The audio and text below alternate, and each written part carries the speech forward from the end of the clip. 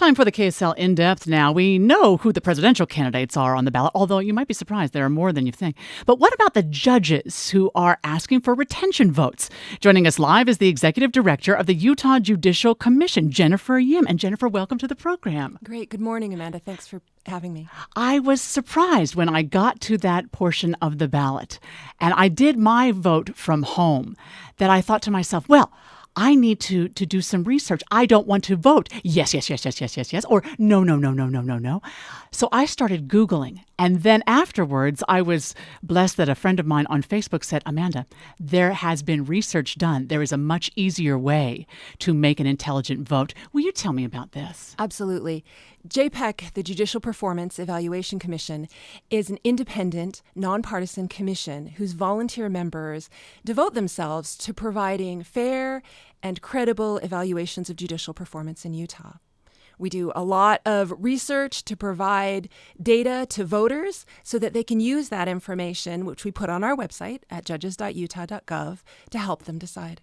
So you look at a judge's performance and then give us that feedback of this judge is doing a good job. We should vote yes to retain this judge. Absolutely. Well, it's difficult otherwise to find credible information. Right. Who knows? Unless you're in a courtroom all the time, it's really difficult to find that information. So we ask attorneys and court staff, jurors, and other citizens to help us decide whether or not a judge should be retained in office. Yeah.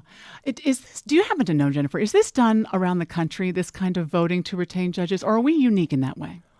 We are somewhat unique. However, there are a number of different states that have judicial performance evaluations. It's just that it's structured differently in different places depending on the kind of retention system that we have. Utah's merit retention system works well when voters are willing to weigh in on whether or not a judge should retain have another term of office. So there was one judge who you recommended that should not retain her office. And I followed your recommendation in that regard. And it was because of a number of things. Do you want to talk about that or not? Well, I guess what I would say is whenever we face a situation where we recommend against the retention of a judge, it's difficult. Yes. But we believe that it's important for voters to have information, credible, reliable information on all Utah judges. So we work to provide that in a systematic way and provide for all judges a thorough evaluation of their performance.